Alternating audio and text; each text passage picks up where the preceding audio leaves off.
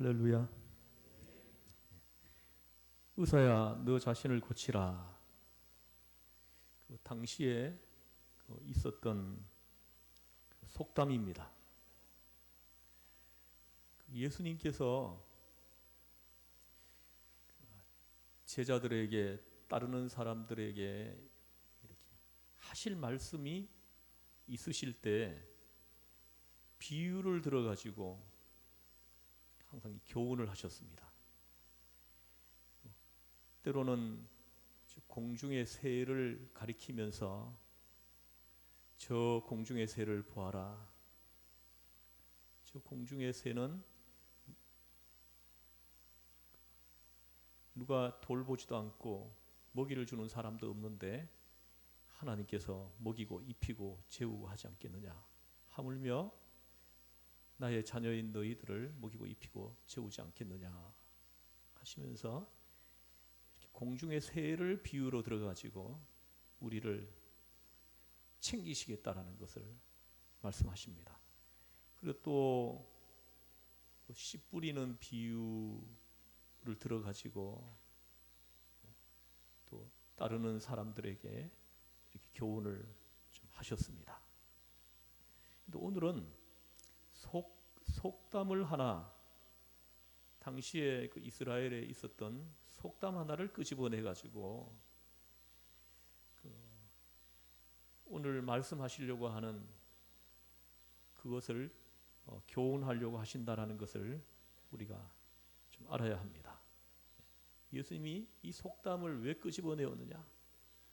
이 속담을 가지고 무엇을 우리에게 말씀하시려고 하느냐? 이걸 이제 우리가 잘 이렇게 이해하고 깨달아야 되겠습니다.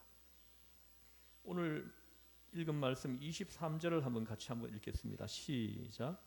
예수께서 그들에게 이르시되 너희가 반드시 의사야 너 자신을 고치라 하는 속담을 인용하여 내게 말하기를 우리가 들은 바 가버나움에서 행한 일을 내 고향 여기서도 하라 하리라.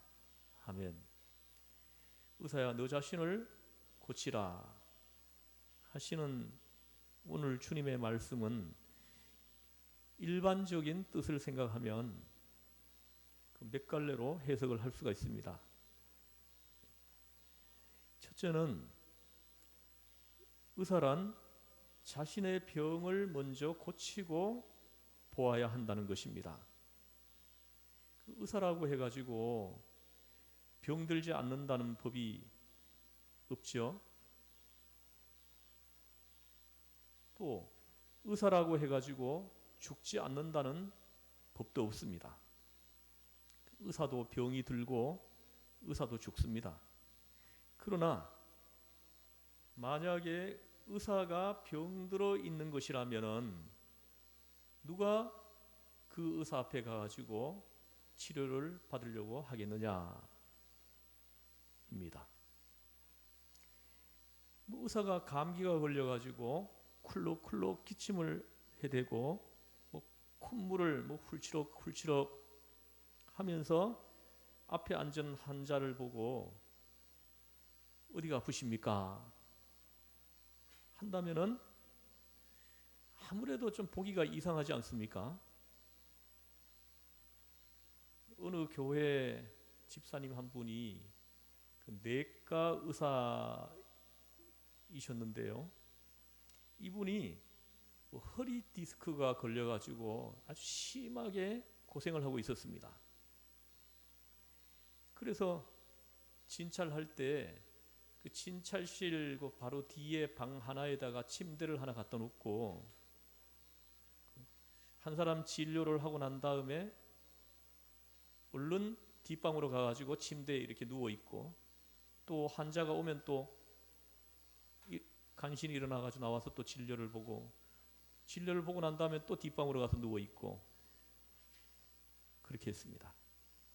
그걸 보고 한 번은 어떤 사람이 그냥 우스갯소리로 이렇게 말을 해봤다고 합니다. 선생님에게 진료를 받으려고 오는 환자들이 이 방에 있는 이 침대를 본다면은 어떻게 될까요? 그랬더니 그 의사 선생님이 하신 말씀이 그렇다면 아마 다 도망가지 않겠습니까? 그렇게 했다는 것입니다. 모름지기 의사는 건강하고 보아야 합니다. 남을 고치려 들기 전에 자신부터 돌아보아야 하는 것입니다. 남의 건강을 염려하기 전에 내 건강이 먼저입니다. 내가 건강하고야 남을 치료할 수 있습니다. 우리의 신앙생활이 그렇습니다. 내 신앙이 제대로 되어 있어야 남의 영혼을 구원의 길로 이끌 수 있는 것입니다. 내가 행복해야 남의 불행을 염려할 수 있는 것입니다. 내가 불행하면서 남의 불행을 말할 수 없죠. 대체로 보면은 건강하지 못한 사람이 건강요법에 대해 가지고 아주 많이 알고 있어요. 모르는 게 없습니다. 건강에 대해서 아는 것이 대단히 많습니다. 가는 병, 오는 병 혼자서 다 앓고 있습니다. 내가 진리 안에 서 있어야 남 보고 진리를 운이할 수 있습니다. 내 인격이 바로 되어 있고야 남을 교훈할 수 있는 것입니다. 내가 영적으로 건강하고야 남에게 전도를 할 수 있습니다. 내 신앙이 잘 되어 있고야 남의 신앙 생활을 바로 잡아줄 수가 있습니다. 나 자신이 늘 문제거리에 파묻혀 있고 나 자신이 늘 걱정 근심에 사로잡혀 노상 얼굴을 찌푸린 채 한숨을 쉬고 다닌다면은 아무리 그 사람이 금쪽 같은 소리를 한다고 하더라도 그 누가 귀 한번 기울여 주겠습니까? 결코 그런 사람을 통해서는 전도가 되지 않는 것입니다. 사랑하는 성도 여러분, 우리가 늘 웃고만 다녀도 늘 이렇게 미소를 얼굴에 머금고 다니기만 해도 반은 구제하는 것이 되는 겁니다. 왜 그렇습니까? 적어도 다른 사람에게 걱정은 끼치지 않는 것이니까요. 모름지기 우리는 예수 믿는 사람들은 먼저 나 자신부터 영적, 육적으로 사회생활에서 건강해야 합니다. 그러고야 비로소 남에게 구원의 도를 전할 수 있는 것입니다. 둘째는 의사로서의 처방이 먼저 자신에게부터 효험이 있어야 한다는 것입니다. 여기 하나의 비방이 있습니다. 하나의 묘약이 있습니다. 구원의 방법이 있습니다. 그런데 이것을 남에게만 줄 생각을 할 것이 아니라 자신부터 먼저 먹어야 합니다. 자신에게부터 효험이 있어야 하는 것입니다. 그래서 의사야, 너 자신을 고치라 하는 것입니다. 십자가의 길이 진리일진데 내가 먼저 십자가를 치고 보아야 하는 것입니다. 생명의 길이 있다고 하면 나 먼저 그 길을 가야 하는 것입니다. 좁은 문으로 들어가야 구원을 얻는다고 한다면 어떻게 해야 됩니까? 내가 먼저 좁은 문으로 들어가고 보아야 하지 않겠습니까? 나는 좁은 문을 피하면서 남 보고 좁은 문으로 들어가라고 할 수 없습니다. 그래서 의사야, 너를 고치라 하심입니다. 우리의 말하는 것, 전하는 것이 진리라고 할진대 나 먼저 나 자신을 치료하는 자리에 있고 효력을 얻어야 한다는 것입니다. 오늘 본문 말씀을 다시 살펴보겠습니다. 예수님께서 당신이 자라시던 고향 나사렛에 돌아오셔서 복음을 전하시게 됩니다. 그곳 사람들은 예수가 누구였는지를 너무나 잘 알고 있는 사람들입니다. 인간적으로 말입니다. 그 아버지가 누구인지, 그 형제가 누구인지, 또 직업이 무엇인지 너무나 잘 알고 있습니다. 이런 곳에 오셔서 지금 해당에 들어가 복음을 전하십니다. 그 권세 있는 자의 말씀 같은 예수님의 말씀을 듣고 저들은 일단 경탄을 합니다. 깜짝들 놀랍니다. 그런데 다음 순간 저들의 생각은 선지자의 고향과 같은 마음으로 돌아서 버립니다. 이렇듯 놀라운 말을 하는 이 사람이 실은 요셉의 아들이 아니냐, 마리아의 아들이 아니냐, 목수가 아니냐, 그런 주제에 어디서 이런 것을 얻어들었으며 어디서 이런 지혜를 가지게 되었단 말인가 하고 고개를 갸우뚱거리다가 예수님을 거부하고 경멸하게 되는 것입니다. 이를 보시고 예수님께서 말씀을 하십니다. 저들 선지자의 고향과 같은 마음을 심판해 버리십니다. 그 내용이 오늘 본문입니다. 그대가 메시아인 것을 입증해보라. 우리가 아는 것은 그대의 아버지요, 그대의 어머니요, 그대의 동생들 뿐이다. 그러니 그대가 과연 하나님의 아들이라면, 메시아이라면 그 증거를 대보라는 겁니다.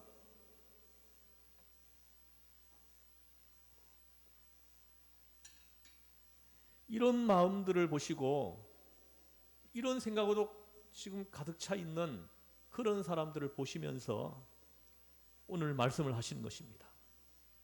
참으로 귀한 말씀입니다. 세밀하게 지적해서 하시는 말씀입니다. 너희가 반드시 의사야 너 자신을 고치라 하는 속담을 인용하여 나에게 말하기를 우리의 들은 바 가버나움에서 행한 일을 내 고향 여기서도 행하라 하리라. 여러분, 가버나움하고 나사렛은 거리가 멀지 않습니다. 아주 가까워요. 이웃 동네 같습니다. 그리 먼 거리에 떨어져 있지 않습니다. 서로 인근에 있는 것입니다. 그런데도 가버나움에서 행한 것을 여기서도 행해보라. 내 눈으로 직접 보아야 되겠다. 지금 하는 것입니다. 고향 사람들이. 보아야 되겠다. 여러분, 여기서 언뜻 생각해보면 이런 마음이 믿음을 얻기 위한 마음인 것처럼 보이지만 실은 애시당초 불신앙적인 자세라는 것을 우리는 알아야 합니다.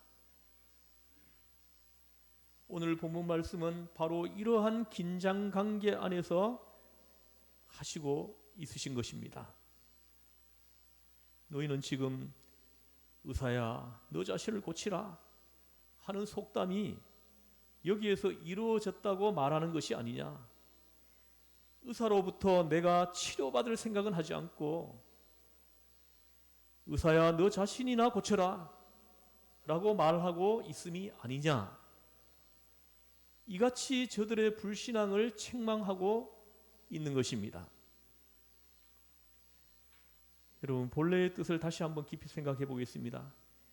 예수님께서 복음 전하시는 과정에는 의사야 너를 고치라 하는 유의 사건이 많이 있었습니다. 가장 두드러진 것은 광야에서 시험 받으실 때입니다. 마귀가 40일을 금식하고 난 예수님께 나타나서 시험을 겁니다. 내가 하나님의 아들이거든 이 돌로 떡을 만들어 보아라 합니다. 여러분 어떻습니까? 분명히 하나님의 아들이시니 돌로 떡을 만들어 잡수셨으면 그만이 아니겠습니까? 그러나 예수님께서는 그런 기적을 행하시지 않습니다. 마귀에게 보여주시지 않습니다. 그때 하신 말씀이 무엇입니까? 다만 사람이 떡으로만 사는 것이 아니요 하나님의 말씀으로 산다고 하였다 하시는 신명기 8장 3절 말씀을 인용하시지 않습니까? 또 성전 꼭대기에 세워놓고 예수님께 뛰어내리라고 합니다. 그러면 하나님이 천사를 보내가지고 그 발이 바닥에 부딪히지 않도록, 돌에 부딪히지 않도록 하실 것이다 합니다. 시험을 거는 거예요. 저와 여러분들도 이런 시험을 아마 이렇게 많이 받을 거예요. 여러분, 뛰어내려서 죽지 않고 우뚝 선다면 많은 사람들이 감탄할 것이 아닙니까? 당신이 하나님의 아들이라는 것을 믿게 될 것이 아니냐, 그런 모습을 보면은. 그러니 뛰어내려라 하는 유혹을 내포하고 있는 시험인 것입니다. 그러나 예수님은 뛰어내리지 않으셨습니다. 주 너의 하나님을 시험하지 말라 하시고 뛰어내리지 않으셨습니다. 어찌 생각하면 뛰어내려야 믿음 있는 것 같지 않습니까? 여러분 상상을 해보십시오. 주여 하고 짠 하면서 성전 꼭대기에서 사뿐히 뛰어내리면 와 하고 사람들의 그 반응이 있을 것 아닙니까? 사람들이 와 하면서 놀랄 것이고 그로 말미암아 뭐가 될 것 같은데 말입니다. 화끈한 그런 것이 있었으면 좋겠는데 예수님께서는 하시지 않습니다. 거절하셨습니다. 얼마든지 하실 수 있는 분이신데 안 하셨다는 것입니다. 우리는 여기서 깊이 생각해야 합니다. 더욱더 중요하고도 드라마틱한 것은 십자가 사건 아닙니까? 예수님께서 십자가를 지실 때 그 밑에서 얼마나 많은 사람들이 비아냥거렸습니까? 마태복음 27장 39절에서 44절에만 보아도 알 수 있습니다. 내가 만일 하나님의 아들이거든 자기를 구원하고 십자가에서 한번 내려와 봐라. 내려와 봐라. 그런데 여러분, 예수님께서 그때 십자가에서 내려오셨다면 어떻게 되었을까요? 그랬다면은 저들이 다 믿었을 것 같습니까? 바로 여기에 큰 시험이 있는 것입니다. 저들은 또다시 말을 합니다. 저가 남은 구원하였으되 자기는 구원할 수 없도다. 정말 참아내기가 힘들고 심히 어려운 그런 비아냥인 것입니다. 여러분들도 믿음을 지켜가지고 믿음의 길을 걸어가려고 하면은 이런 비아냥을 들을 때가 분명히 생깁니다. 그런 비아냥을 한 번도 우리가 듣지 않았다면은 우린 신앙생활을 안 한 겁니다. 다 타협하고 맞추면서 사는 것입니다. 여러분, 참는 자를 무능하게 보는 것은 참는 자에게 보통 괴로운 일이 아닌 것입니다. 몰라서 참는 것이 아닙니다. 알고 참는데도 참다 보면은 무식한 것이 되고 그냥 무능한 것이 되어버리지 않습니까? 내가 할 수 있는데도 불구하고 사랑하기 때문에 하지 않는데 사랑하기 때문에 말도 하지 않고 행동도 삼가하고 있는데 몰라서 어리석어서 참는 것으로 간주해 버리니까 이거 괴로운 것입니다. 남은 구원하였으되 자기는 구원할 수 없도다. 구원할 수 없어서 못한 것입니까? 안 한 것입니까? 여기에 문제가 있는 것입니다. 할 수 없어서 안 하는 것은 그것은 무능이죠. 그러나 할 수 있는데도 하지 아니할 때 이것은 사랑인 것입니다. 여러분, 여러분의 어머니의 사랑이 그렇고 참된 친구의 사랑이 그렇지 않습니까? 진정한 사랑은 내 권리를 다 주장하지 않습니다. 권리를 포기합니다. 권리만 포기하는 것이 아니라 그로 인한 비난까지도 받아들입니다. 예수님께서는 참기 어려운 저러한 비아냥과 비난을 들은 척 만척하셨습니다. 끝까지 참아내시고 십자가를 지셨습니다. 십자가에서 못 박혀서 피를 줄줄 흘리시면서도 아무 대응을 하지 않으셨습니다. 십자가에서 내려와 보라고 저들은 조롱합니다. 비아냥거립니다. 로마 군인들이 지금 예수님을 십자가에 못 박아 놓았습니다. 그런 십자가에서 보란 듯이 뛰어내려 오셨다면 참으로 굉장하지 않겠습니까? 그러면 믿겠노라고 합니다. 이 사람들이 정말 믿었을 것 같습니까? 지난번에도 설교를 했지만은 눈 멀고 말 못하는 사람을 귀신이 들어가서 앞을 보지 못하게 하고 말을 못하게 하는 그 사람을 예수님이 귀신을 쫓아내고 그 사람을 온전하게 만들었잖아요. 그러면 그 사람들이 믿을 거라고 생각을 했는데 천만의 말씀이에요. 어떻게 했습니까? 오히려 귀신의 왕 바알세불의 힘을 받아가지고는 이 사람을 고쳤다 이러면서 뒤집어 씌우지 않았습니까? 만약에 예수님이 지금 이 십자가에서 뛰어내려 오신다면 저들이 믿을 것 같습니까? 또 다른 어떤 것으로 뒤집어 씌울 것입니다.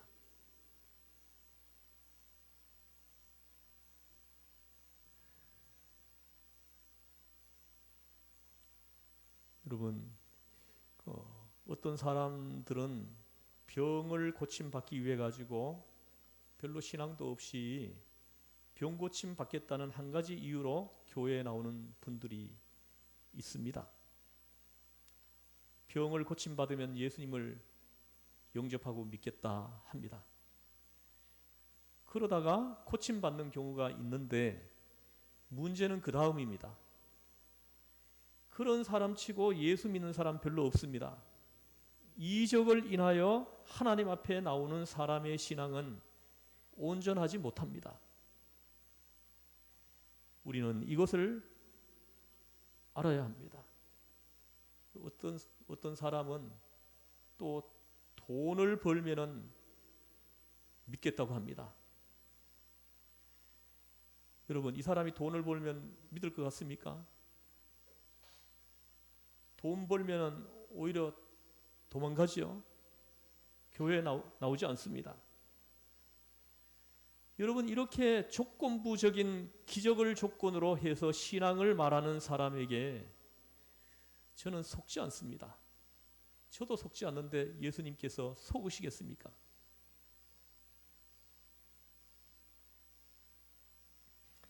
십자가에서 내려오라, 기적을 보이라, 당장 내려와 보라, 그러면 믿겠노라고 하고 아우성을 치지만 예수님은 내려오시지 않으셨습니다. 십자가에서 내려오라 하는 소리는 의사야 너를 고치라 하는 소리와 같은 것입니다. 오늘도 이런 비난이 있습니다. 줄기차게 이런 비난을 받아야 합니다. 모름지기 우리는 행여 우리 마음속에 이런 마음, 비난하는 마음이 있지는 않은지 깊이 반성해야 할 것입니다. 여러분 심령 가운데 여러분이 잘 의식하지 못하고 인식하지 못하지만 이런 심령이 들어있어요. 그런 사람들은 은혜를 체험하기가 참 어렵습니다. 거듭남, 새로 태어나는 그런 은혜를 체험을 할 수가 없어요. 그 심령이 사막과 같은데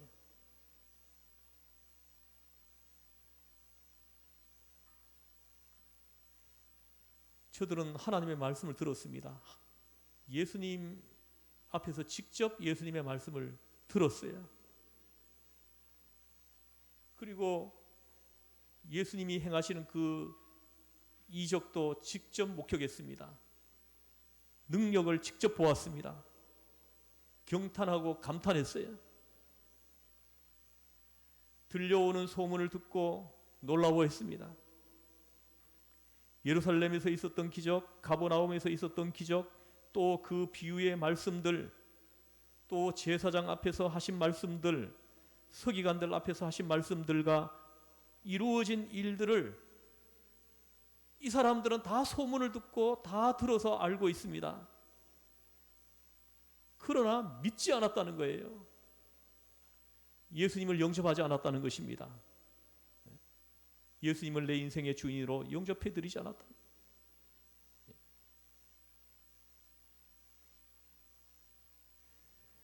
참 불행한 사람들입니다. 하나님의 아들이 지금 앞에 있습니다. 우리 구주 되신 예수님이 지금 앞에 서 있어요. 앞에서 나에게 지금 직접 하나님 나라에 대해 가지고 지금 설교하시고 있습니다. 그런데 그들의 마음이 닫혀 있는 것입니다. 이런저런 것들 때문에. 그 주님의 말씀이 그들 심령 가운데 들어가지 못한 것은, 그들 심령 안에 주님의 말씀이 들어오지 않는 것은 그 자체가 이미 심판을 받은 것입니다. 그게 심판이에요. 주님의 말씀이 귀에 안 들어와요.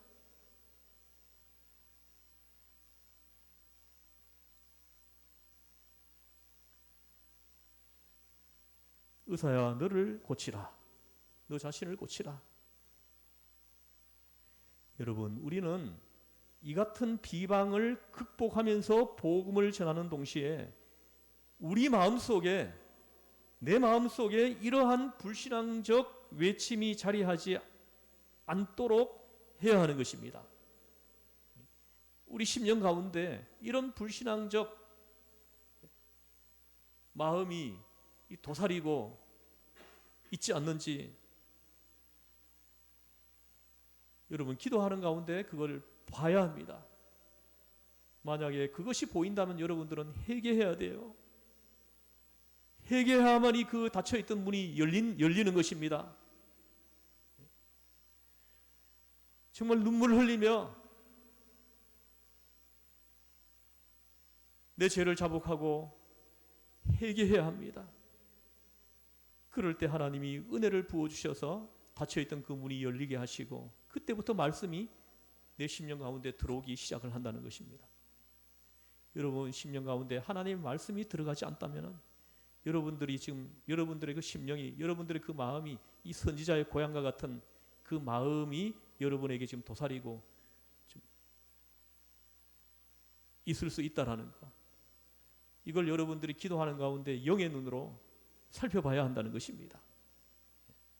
왜 말씀이 귀에 안 들어옵니까? 왜 말씀이 내 마음속에, 내 심령 가운데 떨어지지 않습니까? 문이 닫혀가지고 아예 튕겨져 나간다라는 거죠. 얼마나 불행합니까? 얼마나 불쌍합니까? 이 선지자의 고향 사람들이 그런 사람들이었다는 거예요.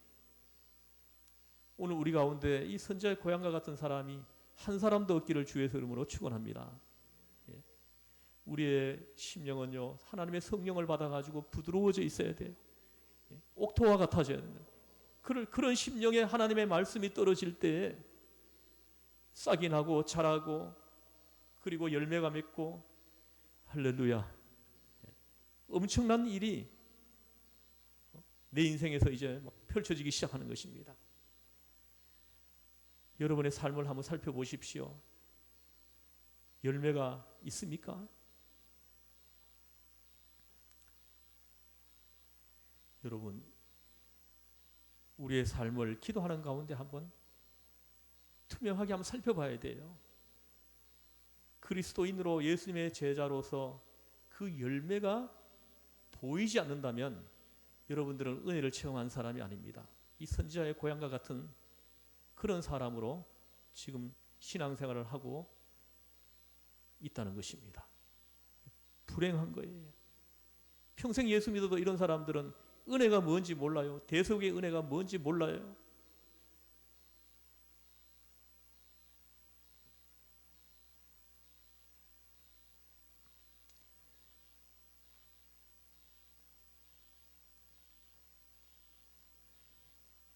여러분, 이렇게 말씀이 지금도 선포되고 있잖아요. 이 선포되는 이 말씀이 아멘 하면서 이 말씀에 대한 응답이 나도 모르게 이게 나와야 된다는 거죠. 지금 말씀이 선포되고 있는데 이 말씀이 들어오질 않습니다. 오늘날 현대인들은 너무 분주하고 복잡하고, 그래서 예배드리러 와가지고 지금 앉아있지만은 생각은 온통 다른 곳에 가 있는 분들 아마 이 자리에도 지금 있을 거예요. 그런 심령에 하나님의 말씀이 떨어질 수가 있겠습니까? 너무 산만해요. 하나님의 말씀에 집중이 안 됩니다. 어떻게 하시겠어요?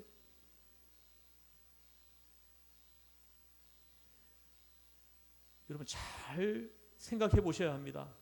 말씀이 안 들어온다는 것은 그 자체에 하나님의 심판이 있음을 우리가 지혜로워서 그걸 깨달아야 합니다.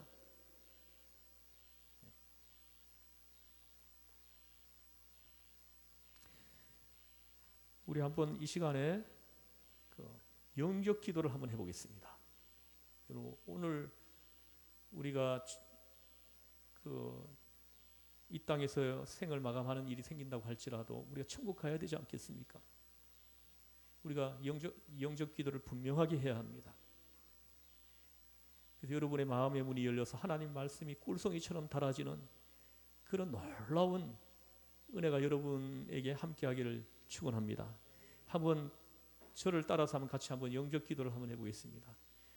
사랑의 하나님, 저는 죄인입니다. 지금까지 살아온 동안 많은 그릇된 표지판을 지나왔음을 깨닫게 됩니다.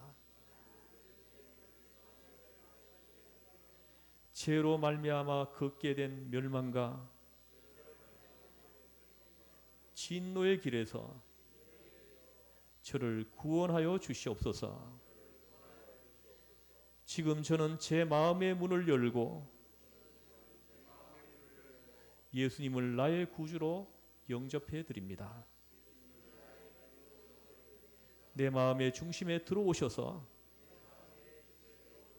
이제부터 영원토록 함께하여 주시옵소서. 예수님의 이름으로 기도드립니다. 아멘. 우리 기도하겠습니다. 하나님 아버지,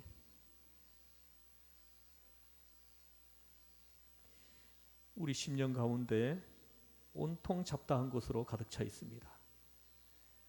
하나님 아버지, 우리의 심령이 너덜너덜 지저분하게 되어 있습니다. 하나님 긍휼히 여기시고 불쌍히 여겨 주시옵소서. 하나님의 성령을 부어주셔서 성령의 불로 그 모든 지저분하고 잡다하고 더러운 모든 것들을 다 불태워 주옵소서. 하나님의 성령의 불로 태워 주시옵소서. 십자가에서 흘리신 그 보혈의 피로 씻어 주시옵소서. 말끔하게 깨끗하게 하여 주옵소서. 하나님, 그리고 그래서 깨끗한 청결한 마음으로 주님을 바라보게 하여 주옵소서. 우리를 죄에서 구원하신 예수님의 이름으로 기도드리옵나이다. 아멘.